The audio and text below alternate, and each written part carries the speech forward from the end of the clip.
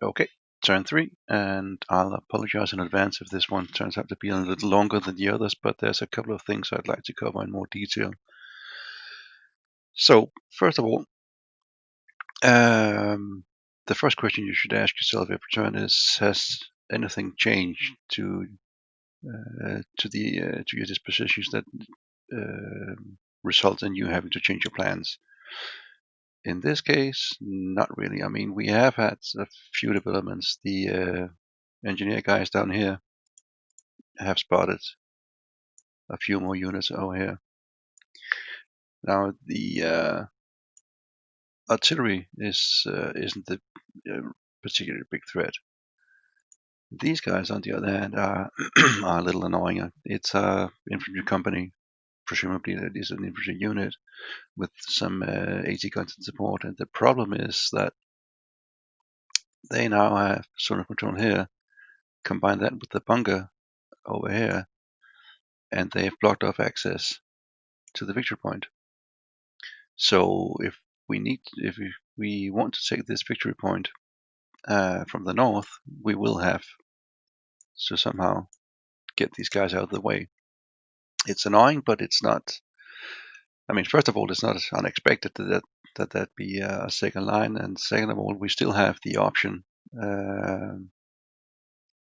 of going through from the south to grab it. So it doesn't change our plan all that much. I mean, at least it's not a serious implication just yet. Which brings me to one very important point. When you first start a game, especially one of the bigger campaign games, make a plan and then stick to it unless and until something happens that forces you to revise it. Otherwise, you'll end up sending units everywhere, and you'll lose the concentration that you need. But for the time being, the plan is the same. Knock out these two guys and these two guys, and trying to get a breakthrough through the initial crust of the defensive line. So, with that in mind, what do we know? Well, all of our engineers are. Oh, hang on, wrong button. All of our engineers are still undisrupted. So there's no change there. They'll happily go on clearing mines by tap dancing, since these are the Russians. The one disrupted enemy unit we had down here has now rallied, which is what I mentioned in part one. B-Moran troops have a pretty good chance of bouncing back. So if you want to assault something, it's far more effective if you can first disrupt them and then assault in the same turn without giving the enemy a chance to bounce back. Lucky for us, these guys didn't make it, so they should be assaultable. The second thing I'd like to go in a bit more detail is, why are disruptions so important? Excuse me. Well, it's actually fairly simple. If we take a standard unit, he now has 397 men. And every time somebody fires at him, he'll lose, I don't know, 5, 10, 15, 20 men, all depending on what fires at him and the terrain he's in.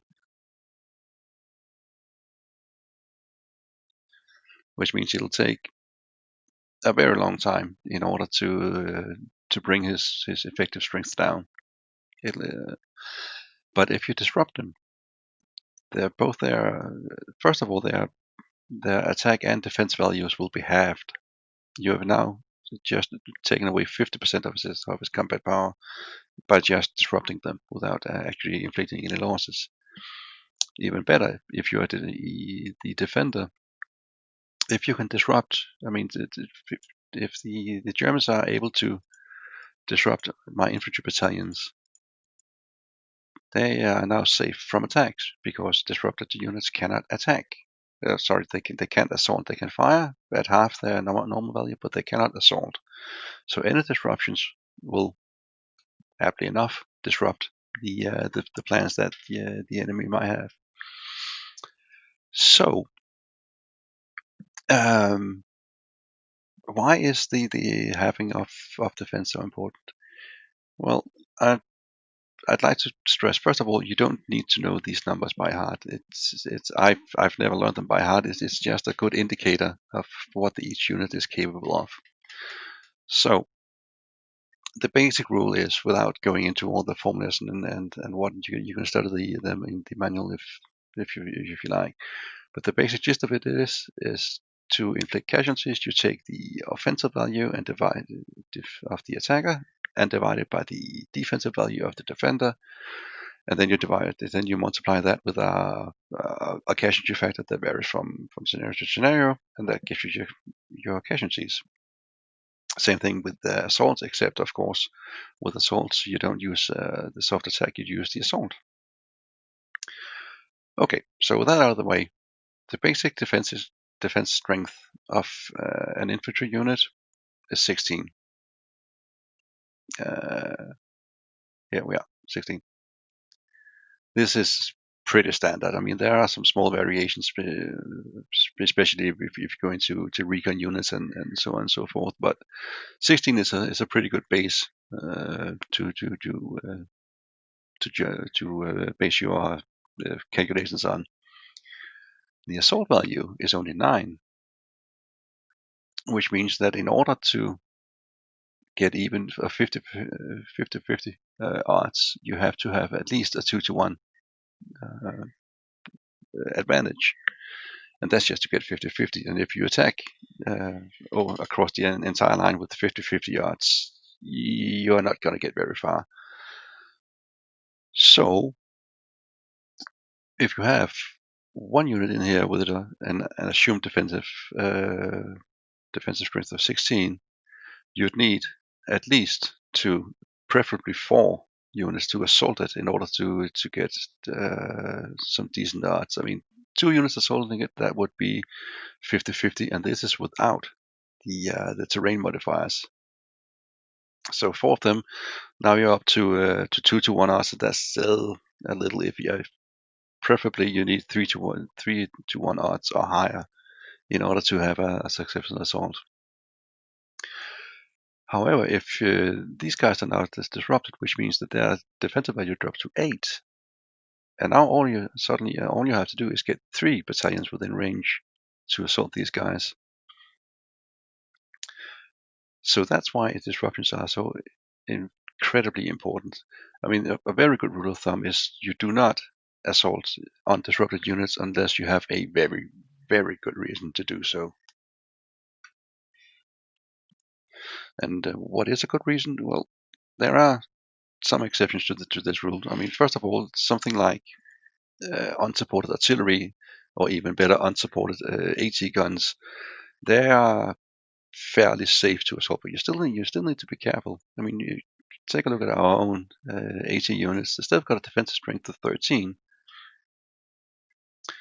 Artillery, they've got a defensive strength of 10, but even worse, they have got a soft attack of 13. So once you move into range of them, you're going to take fire.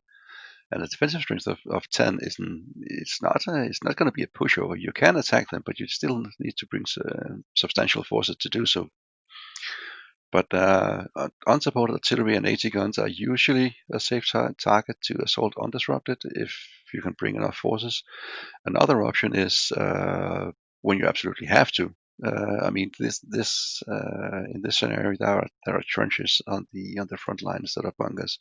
In the campaign game of Meuse, all of this would be bunkers, and occasionally all you can do is simply throw bodies at them and hope somebody will at some point will disrupt. But other than that, very good rule of thumb is just don't assault them unless the enemy is disrupted, and even then, bring sufficient forces. One thing that will really drive up your fatigue are assaults.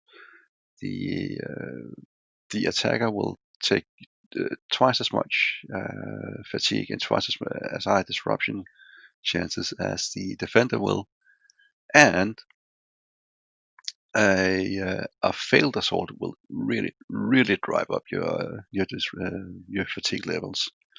So make sure that any assault that you plan has a decent chance of success. Otherwise, you're just shooting yourself in the foot. So, with that in mind, these guys are disrupted. So we'd still like to get some of these disrupted, which brings us to, well, first of all, let's see if our airplanes are ready this time. That would be a hard no. And let me just get rid of that B1 radar, otherwise we'll all go deaf. Okay, so we're stuck with the artillery. Luckily for us, we've got plenty of it. So same as we've done the other turns, I'm not going to go through all of them again. But bunker, doesn't matter. He's already disrupted.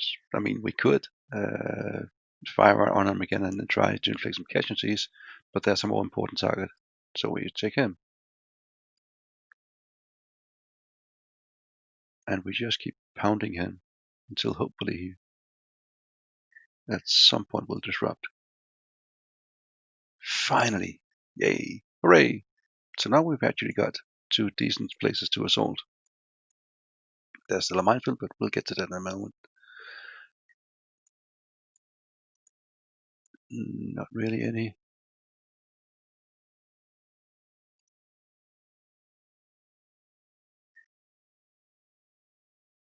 Who can he see? He can see this guy up here. Nah, not worth it.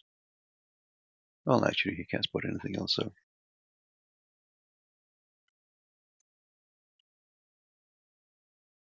And by the way, the reason you can actually see him despite him being out of range is something called dust spotting, which is one of the special rules. I won't go into the details, but basically, whenever something moves, you still have a chance to spot it despite him being out of actual range. But never mind him. So, as I said, these 2 are now ripe for an assault. There is, however, still a minefield. But this is one of the rules that a lot of players, even veteran players, are unfamiliar with.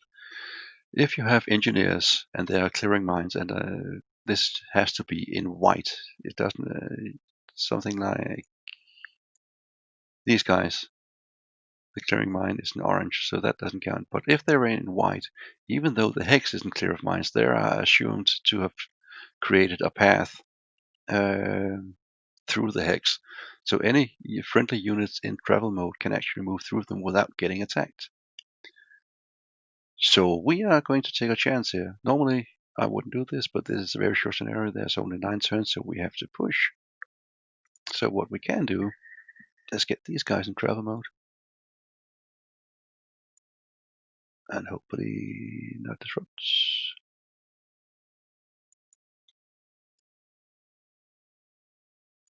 And then we can, hopefully. Yes. Now the reason this is so risky, I mean, first of all, we're moving into range of enemy fire in travel mode, which in itself is a very bad idea. Furthermore, assaults with the units in travel mode only have 1/4 of the assault strength. So it is risky, but as I said, very short scenario, we have to push. And we can do the same down here, hopefully. But notice that they're not taking any attacks from the minefield. They're only taking reaction fire from the defending unit. That's all there is. And just in order to give them a helping hand, we are going to take these guys off mine clearing and add them to the assault. And they're gone. So now we've gotten at least a little further.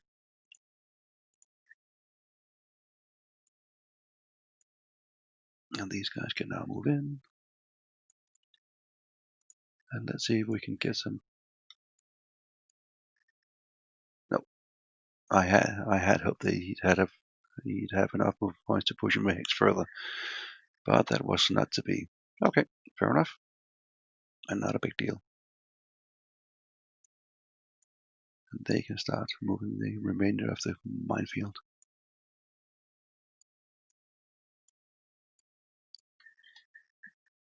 Let's see if we can get these guys anywhere. No Roach League in there. Okay, We can't get any further. Alright, fair enough.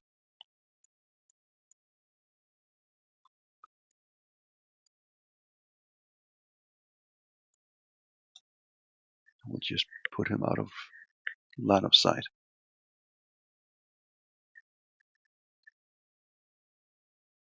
So at least we are through the initial crust up here. Do we move the next wave closer? I think we do.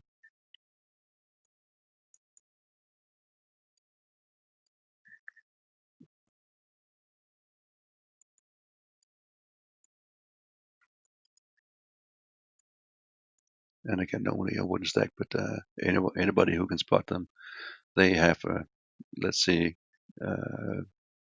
more targets than they can choose from, so they will probably attack any of the front line to get them disrupted. So it's not. It is a risk, but as I said, we have to push in 9 turns.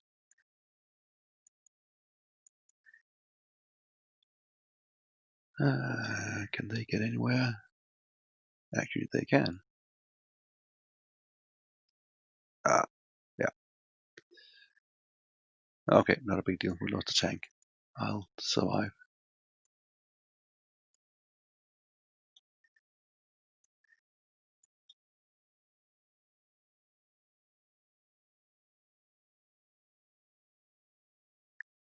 Stacking mutations.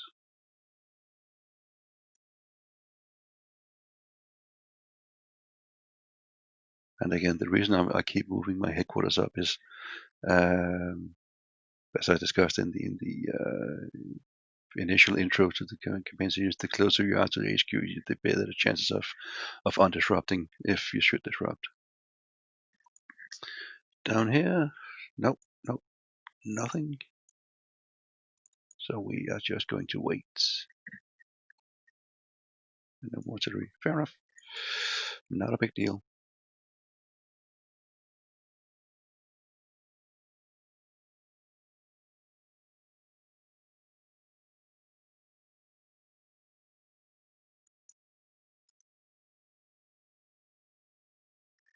They were disrupted, might as well put them out. They're not doing anybody any good in there anyway, so they're still disrupted. Anything else? Not really, no. Yep, hang on. These guys go out of trial mode to be ready to fire. And that is it. I mean, one of the very big advantages of the small scenarios is they play very, very fast.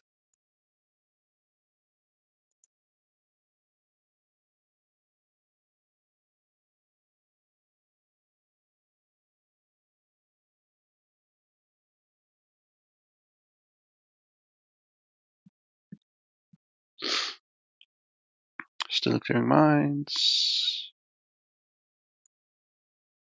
And a couple of undisrupted infantry battalions. Fair enough. So let's get on with turn 4.